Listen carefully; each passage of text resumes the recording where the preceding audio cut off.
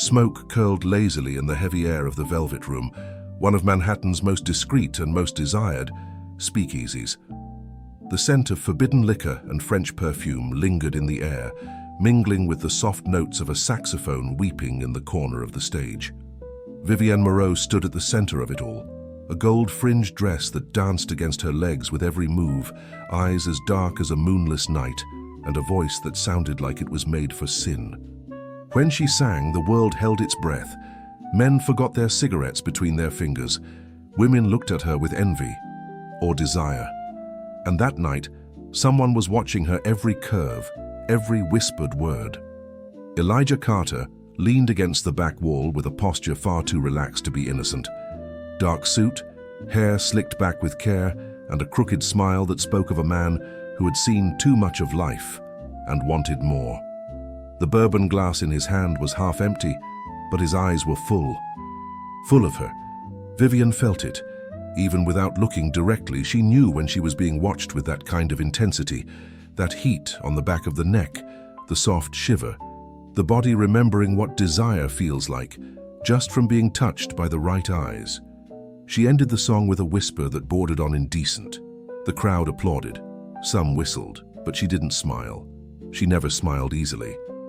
Elijah finished his bourbon, left the glass on a nearby table, and walked slowly toward the backstage area. He didn't need permission. The bar was his. Officially, no. The name on the front was someone else's, but everyone there knew who owned the hidden bottles and the whispered secrets.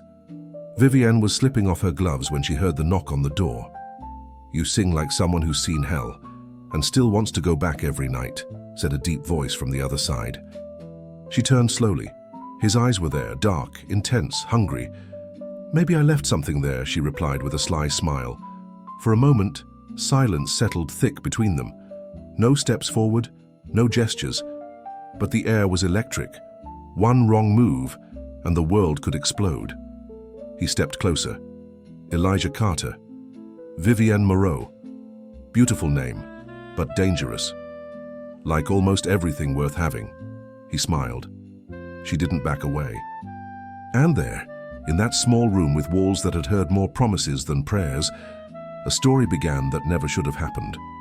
But it did. The dressing room door remained slightly ajar. Vivienne kept her calm expression, even with her heart racing. Elijah had a way of entering a space without seeming impolite, as if he already belonged there before even knocking. He stepped closer, slow and deliberate.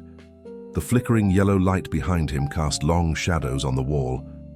For a moment, time seemed to stop. "Do you always talk to the singers backstage or only when you smell trouble?" she asked, removing the pearl pin from her hair. "Only when trouble sings like an angel," he replied, with that smirk, half sarcastic, half charming. Vivienne gave a dry little laugh. She knew how to play, always had. But there was something different about this man, a sense of controlled danger, of restrained fire, and it intrigued her. "Elijah Carter," she said, like tasting the name in her mouth, "the invisible owner of the most visible bar in the city. And you, the quiet widow who sings like love still exists." Vivienne paused. That line caught her off guard. "And if I told you that love to me is just a lonely person's invention, I'd say you sing like someone who wants to believe otherwise." Her eyes flickered. Barely. But he saw it. Elijah was good at that. Seeing through masks. "You didn't come here just to flirt," she said, steady. "What do you really want? The truth?" He took another step, now only inches from her. "I want to understand why you seem so determined to hide who you are, while you sing like you're calling out for someone." Vivienne held her breath. His eyes were dangerously close. She could smell the bourbon on his breath, mixed with the faint scent of mint and smoke. "And what if I don't want to be understood?" she whispered. "Then maybe I just want to hear you sing very close." The silence that followed wasn't empty. It was thick, charged, like a string stretched too tight, about to snap. Vivienne stared at him a second longer than she should have, then, with grace, picked up her coat and turned away. "The show is over, Mr. Carter." He smiled. "But the jazz is still playing." The next night brought rain. Thin, steady, almost melancholic. The kind of rain that made New York look older than it was, sadder and more beautiful. Vivienne arrived early at the Velvet Room. She liked to feel the stage empty before the chaos. It was as if the floorboards held memories of everything that had ever been said and whispered, "Oh, there." As she adjusted the microphone, she heard footsteps in the still, dark room. She didn't need to turn around to know who it was. "I thought the owner only showed up late," she said, without looking back. "And I thought the star liked to keep people guessing," Elijah replied, his voice echoing softly. He approached slowly, but didn't step onto the stage. He stopped at its edge, like a man who knows how to admire without touching. "There's something about you that intrigues me, Vivienne. Like every word you speak hides another one that's too afraid to come out." "Maybe it's just the accent," she teased, offering a small smile. "No, it's something else." It's the silence between the sentences. Vivienne didn't respond right away. That was dangerous.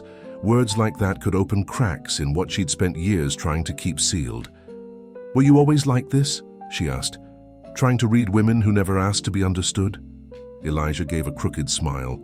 "Only the ones who sing with pain in their voice." A soft thunder rolled in the distance. She stepped down from the stage, slowly, as if testing the strength of her own legs. When she stood in front of him, there was less than a hand's breadth between their bodies. "And what if I told you to stop trying? That curiosity like yours tends to end badly." "Then I'd say I probably have terrible taste in endings."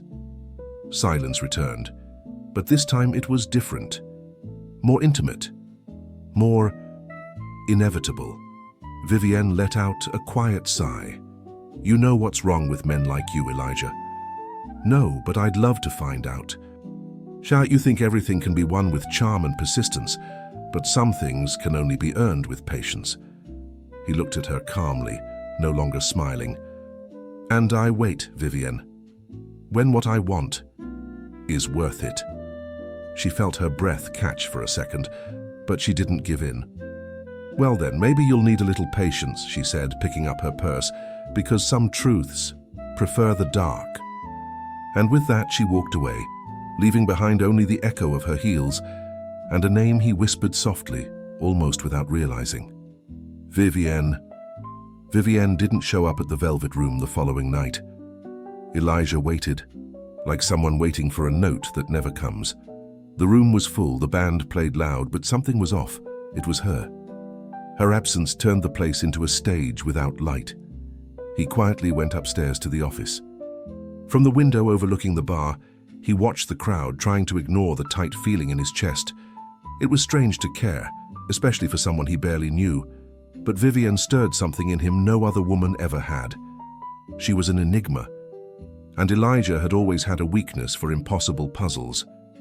He opened the desk drawer and pulled out the personnel file he kept hidden, something only a few knew he managed personally. He found her name, Vivienne Moreau, but no address. No phone number, only a handwritten note in blue ink, sent by Madame Fontaine. The name sparked something in his memory. Madame Fontaine was a sort of legend among the speakeasy owners, an elegant and powerful woman who trained performers and placed them in just the right places, always behind the scenes. But everything came at a price with her, and no one walked away untouched. That same night, Elijah went to the French Quarter, where he knew Fontaine kept a discreet house behind a millinery shop. He rang the bell without hesitation. The woman who answered didn't ask his name. She just looked him over and made him wait. When Madame Fontaine appeared, silence followed. Tall, thin, with grey hair perfectly pinned in a bun, she studied him like someone evaluating an investment or a threat. Elijah Carter, the senator's son and the unspoken king of the night. "So aren't you, the woman who sells stars for favors?" She smiled as if amused by his boldness. "Vivienne is not for sale, Elijah. She's not one of mine. She's an old request." "From who?" "Someone who doesn't want to be found." He stared at her, steady. "I just want to know if she's okay." Madame Fontaine stepped closer, her gaze softening just for a moment. "She has wounds you can't see, and questions she may never want to answer." I'm not looking for answers. I'm looking for the truth. The truth is, some women are made of secrets, and Vivienne is made of silence. He felt something tighten in his chest. Even silence has a sound, madame, and I've learned to listen. 2 nights had passed since Elijah's visit to Madame Fontaine. He pretended not to care, showed up at the bar, greeted the customers, smiled as usual. But his eyes kept drifting to the stage. Empty, cold. Without her, the jazz seemed to lack its soul. Then, on the 3rd night, Vivienne returned. She arrived in the late afternoon wearing a dark blue dress, her hair loose, a light coat draped over her shoulders. She didn't apologize, didn't explain her absence. She simply stepped onto the stage as if she had never left. Elijah watched from the office doorway, motionless. The band stopped rehearsing for a moment when they saw her, not in surprise, but out of respect. It was as if everyone knew that, with Vivienne there, the night shifted tone. She tested the microphone with a whisper, then rehearsed softly, like she was singing to an invisible lover. Elijah, in turn, walked slowly down the stairs, stopping at the side of the stage, saying nothing. When she finished, she turned slowly. Their eyes met. "You disappeared," he said, not angry, just with a silent question in his voice. "I needed silence," she replied. "So did I," he murmured. "But here, silence hurts." Vivienne stepped off the stage lightly. She stopped in front of him, her gaze steady, but something softer behind it. "I didn't run. I just needed to remember who I was before all this." "And did you?" She thought for a moment, then gave a small smile. "Almost." There was a pause. One of those silences that doesn't feel awkward, that says more than any rehearsed line. "If you need to disappear again, just tell me. I'll wait. I don't like people waiting for me, Elijah. I don't wait. I persist." She let out a quiet laugh, almost surprised. "You're more stubborn than you look. You're more fragile than you pretend." Vivienne didn't respond. The words struck something hidden inside her, but this time she didn't walk away. She simply held out her hand. "Take me home?" Elijah took her hand without hesitation. "On one condition." "What?"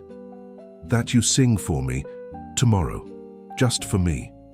She smiled. And for the first time it was real. Tomorrow.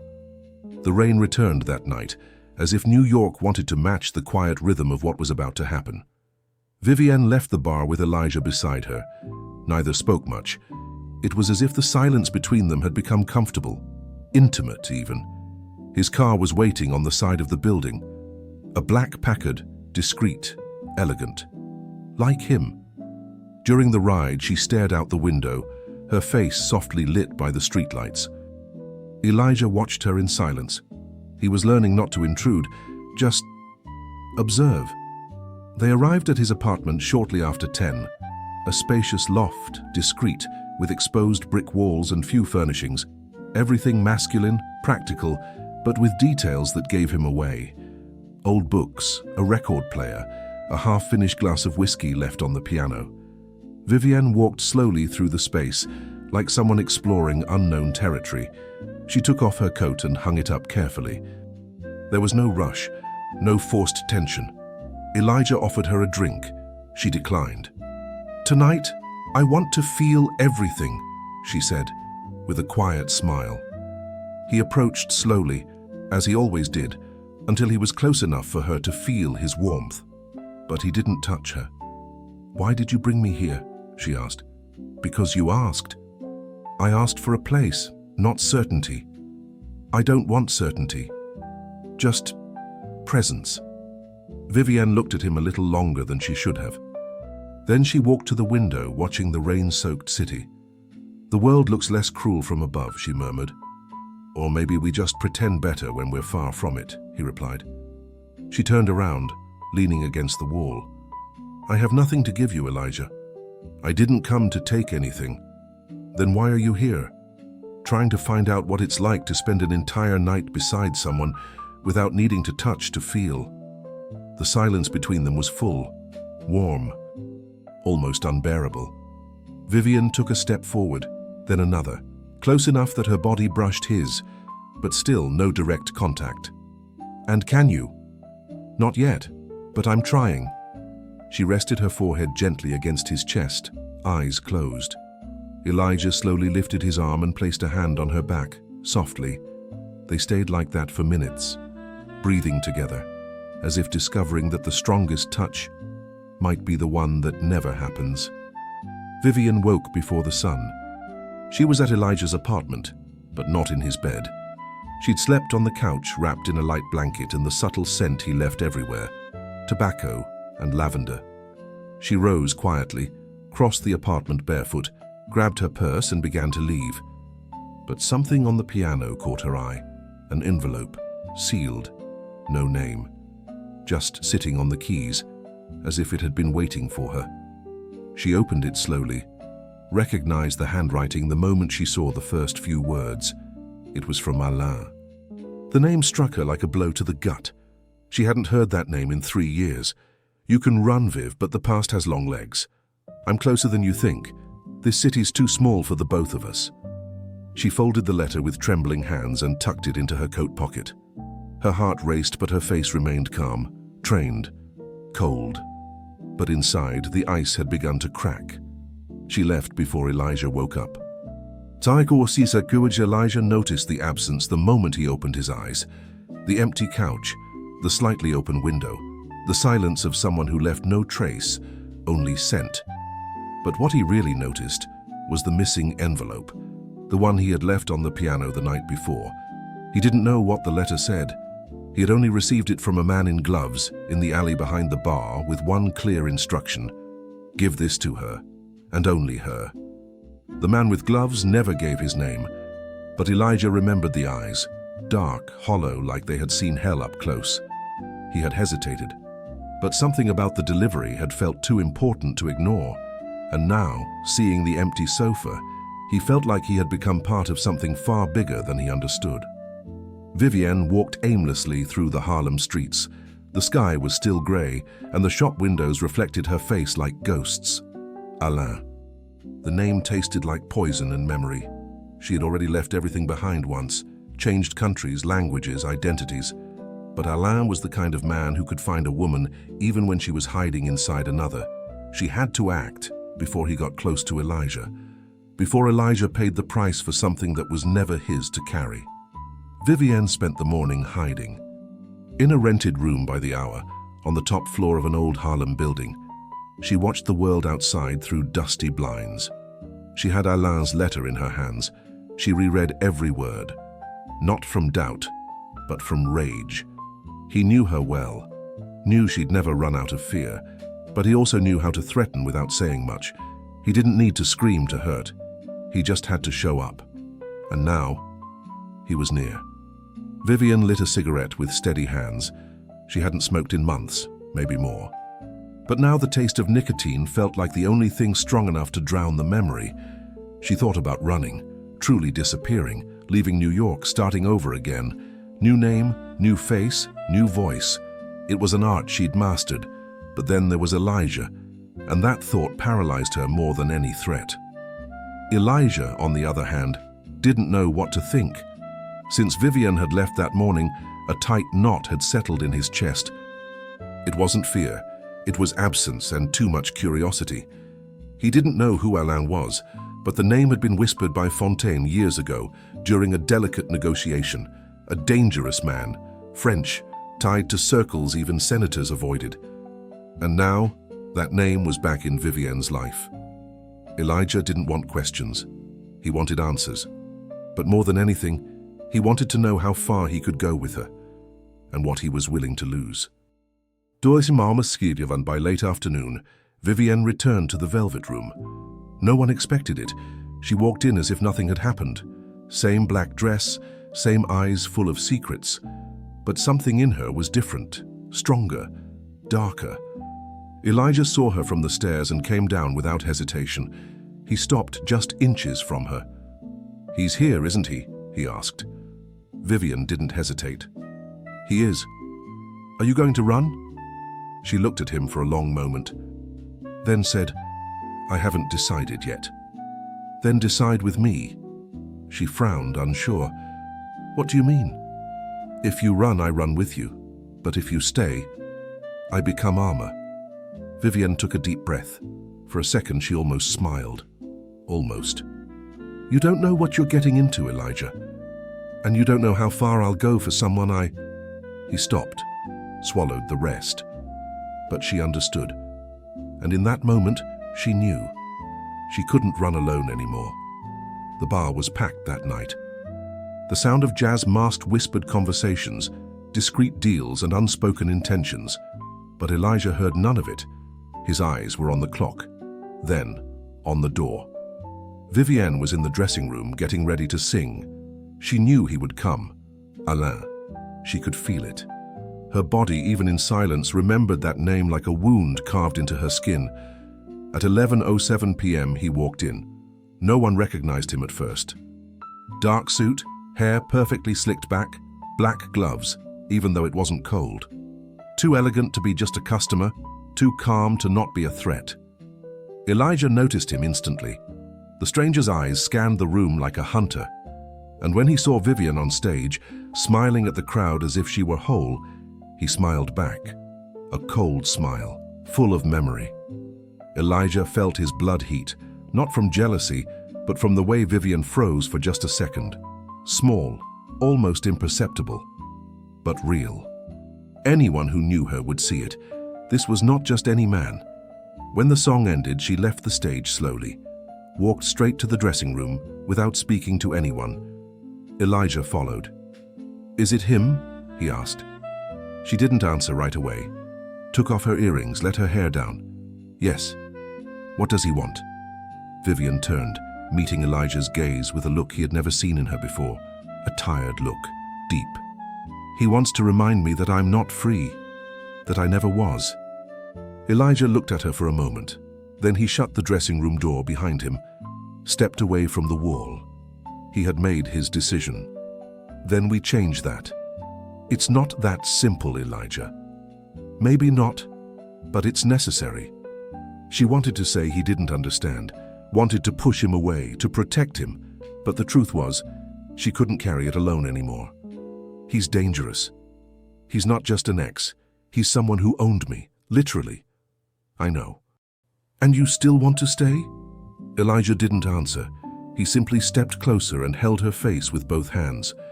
"I don't want to stay. I need to stay." She closed her eyes, and then, for the first time, she cried. Not out of fear, but from relief. The next night was too quiet for a place like the Velvet Room. Vivienne wasn't on stage, Elijah wasn't in the lounge, and everyone, even without knowing what had happened, felt that something had shifted. In the dressing room, Vivienne stared at her reflection. Her dress was ready, her makeup perfect, but inside she was shaking. Alain had left a note on the mirror, just 3 words. "Tonight, Viv." Elijah, sitting on the couch behind her, held a small wooden box. Inside, something he never thought he'd give her. A ship ticket under her false name, and papers to disappear again. "You can still run," he said. Vivienne turned slowly, her eyes tired but steady. "And you'd still stay? I'll do whatever you choose. I just don't want you to choose out of fear." She took a deep breath, then reached for the ticket, looked at the name that wasn't hers, smiled slightly, then tore it up. "I'm tired of running." Elijah said nothing. He simply stood up, took her hand. Alain arrived at 11:05 p.m. No gloves, no smile. He walked straight to the dressing room, but Vivienne wasn't there. On stage, a man stepped up and announced, "Tonight the jazz is hers." Vivienne appeared under the spotlight, not in black, but in red, bold, fierce, ready for war. She sang, not to entertain, but to claim. She sang with a wounded soul and a heart rebuilding itself, with tears caught in her throat and longing in her gaze. And when she finished, she looked straight at Alain in the audience, then at Elijah, waiting beside the stage. Alain stood up, but he didn't walk to her. He just left. Slowly, without a word, he knew he had lost. And that night, The bar didn't applaud loudly. It applauded softly, as if everyone understood they had witnessed something sacred. Vivienne stepped off the stage and walked straight to Elijah. Said nothing, just rested her face against his chest. "Now," she whispered, "this is my voice." Elijah held her close, with the calm of a man who knows that some wars aren't won with bullets, but with music. And there, surrounded by the sound of sax and freedom, their real love began. If this story moved you, hit subscribe and share with someone who loves romance with soul, longing, and redemption. Thank you for listening to Between Shadows and Jazz. Until the next breath.